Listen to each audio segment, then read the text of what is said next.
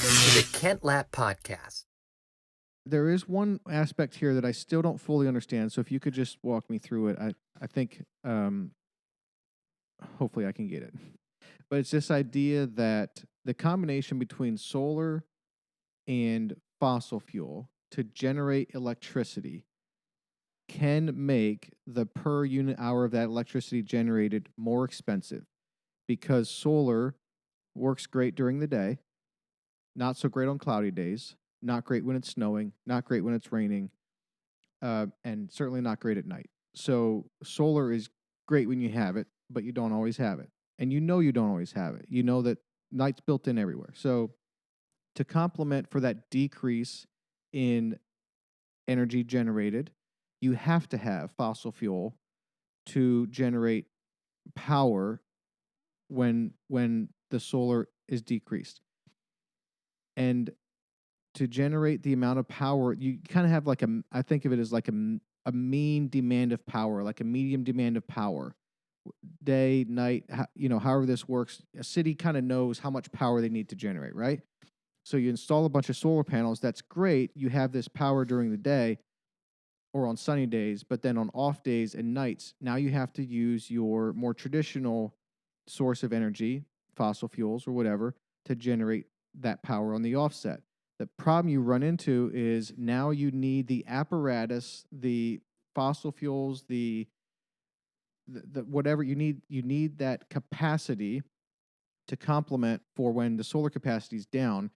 The issue is, so now you need the same capacity, but you don't have the demand 24/7 on that capacity. So now you're in a situation where you have you need the same capacity, but you don't have the same demands on that capacity, which just means that your utilization of that capacity is no longer nearly as efficient. And so now you're paying more for electricity. Is that accurate? Is that a butchering of it? Do I not understand it at all? Can you talk me through No, that? I think that's accurate. There's you have to look at it from a number of perspectives. So let's say I'm the fossil fuel provider to the grid in this city. Have to build a plant that would supply enough power for the city in the middle of July when it's 100 degrees out and clouds all of a sudden move in. Okay, I gotta have enough. So I'm have to have 100% capacity to cover you. Okay, but then you're not gonna use me except when the solar is not working. So you gotta pay for my plant. I gotta amortize that cost, and you gotta pay for that other plant. The Okay, solar plant. the solar Yeah. plant, and then I gotta stand by with motors running and maybe wasting some electricity just so as soon as a cloud crosses, I have to put in power into this Okay. thing. Okay, so on one hand, I am now underutilizing this. Okay, but I still have to pay for the capital cost. Okay, and then I have to pay the capital cost of the solar. Now, I'm getting very cheap solar, but I have this. So what happens is, as the percentage of solar utilized in a certain area increases, the cost of energy, every unit actually goes up, not down, because now I'm not utilizing. There's more dead time here, so I'm getting the really cheap electricity from here, but I got to have more and more standby power that's not being utilized. Yes. Okay, and then it really gets ugly when you start to talk about, well, why don't I store the electricity that's generated when I don't need it 2 years later? Like, for example, in batteries, or there's places that pump it up to the top of a mountain to be stored in a lake and then released through hydro. Electricity? Yeah, that's a way to no, you pump water. You got solar panels generate electricity.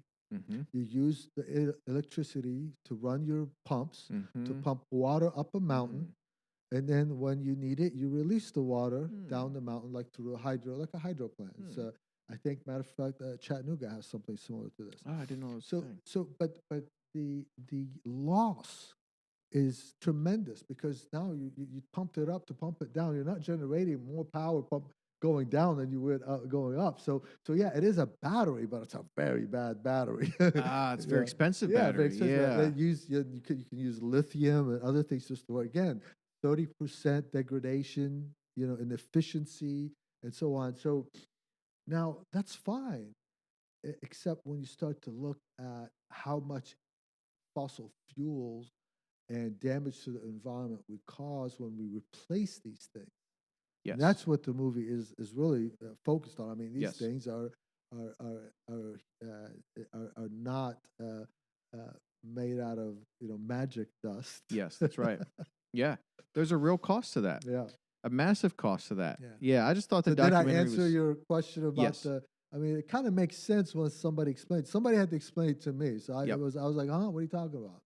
But now, again, going back to that movie, what about supposedly we had these plants we're going to use pulp and scrap wood from wood chippers and whatever, but you build the plant, you got to run it or you lose money. So now you go out and cut trees just to feed the plant. Yeah, Wait a exactly. minute, I thought we were supposed to be planting trees. What? Yes.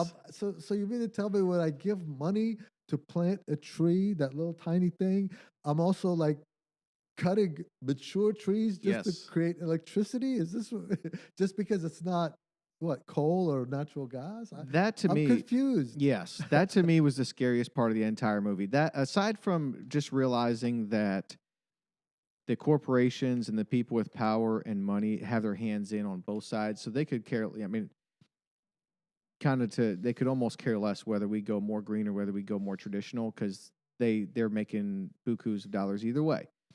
But if they see the general public going to go more green, well then yeah, get on the front end of that and position yourself so that what they need to go green, they have to buy it from you anyway. Yeah. But one of the scariest, so apart from like the environmentalists sort of kind of being in bed with the people in power and whether they knew it or not, that was a little concerning because there's just this opportunity for a dual motive. And I mean, you'd like to give people the benefit of the doubt, but when big money's involved, you have to be aware of that. But the other concerning thing to me was, yes, these biomass plants, that great idea to burn scrap or dead animals, why not if that generates power? But then the idea that we go out and cut down forests to burn, it seems ludicrous, to be honest. While we're telling people to go plant trees. Well, and also the trees is what processes the carbon dioxide in the air. Right, You know what I mean? So like, and just on that again, so this is, I've heard, by the way, I'm not an expert on this stuff. I really don't know that much about it. But from what I have heard is when you go back, I don't know, a few decades and look at like satellite of the Earth, apparently we have more green going on right now because we're emitting this carbon dioxide, which is plant food. Our plants are doing great. The problem is we're cutting them down. So if we can leave our plants and trees intact to process this carbon dioxide, that would be a pretty good first step. But we're cutting down a lot of this stuff for biomass. Yeah. So Ken, I think you were being very kind to the energy producers by saying that they don't care whether we want the dirty fuel or the clean fuel. I think that's being very generous. I think that it's actually we've gotten to a point where it's a game, and one is cheap fuel, and now we can sell you the other stuff and make more money off of you. I really think that it's not. I think it's naive to think that they're not making a lot of money on this because there's huge incentives. People want to be green. People want to do these things. So you can make. I mean, Goldman Sachs is trading carbon credits. Who's making the money in that shenanigan? I bet you it's Goldman Sachs. Yeah. In other words, if you used to sell fossil fuel and now everyone's going to go green, that's great because you're still going to sell them fossil fuel and you get to sell them a whole bunch more stuff to create all of the necessary infrastructure for solar and wind. Yeah, that's And you can sell green energy on one part of the planet where you may have been subsidized by somebody, or maybe it is easier to create solar energy in Africa, for example, and turn around and sell the credit to somebody else in a different part of the planet that needs that credit, so that they can offset the damage that they did. oh, okay. Yeah. I mean, I Yeah, think that makes sense. we discussed like in the I think you and I talked about this in the most recent quarter of Tesla's earnings. They had $397 million from revenue from carbon credits. So they get that. They can sell those because they're generating an energy efficient vehicle. But we just found out that is only energy efficient if you drive it into the ground. But it's such a great business model. I mean, kudos to Elon Musk. I mean, by the way, who's writing the check for the $370 million? the people that need the credit because they're polluters, so they can advertise, that we're carbon neutral. So anytime you want to offset whatever it is you're doing, they calculate. You got companies, consulting firms now that go in, they calculate what's your carbon footprint, and then you can go find somebody that has I don't know a non-carbon footprint, Okay. and buy these credits from them. So But Group A is emitting more carbon. Their carbon footprint is higher than, but someone's got to be monitoring this than the EPA would like him to be, or Right, whoever, right. right? But then over here you have seemingly Party B, whose carbon footprint is under average or whatever, and so they can sort of trade credits, if you will. And then, in this scenario, Party B, being Tesla, they're paid. Party A is penalized. They're paying a tax for Yeah. what they're emitting. Yeah. Party B is the recipient of that tax, even though they're emitting just as much, if not more, in the short term. That's what we just found out, that the car rolls out with a bigger footprint. So it's So very now it confusing. seems like a very weird Right. scam. Right, this scam. So is the environment the priority here? I don't think so. It Mm, doesn't seem like it. yeah. Not, and this goes on all up and down the energy infrastructure. Like, we have subsidies to put ethanol into your fuel tank, and now there's very limited supply of so you actually generate credit that you have to sell, that Exxon and people that refine this product have to buy, and it keeps getting bid higher and higher and higher because there's a limited supply. So it's just another way for somebody to make money, but I don't see the connection between that and making the planet cleaner. I have Yes. no problem with people making money. I think probably a good solution to this will involve some ingenuity, and that will take capitalism to come up with it. But so far, all I see is people making money, not necessarily having the planet in mind.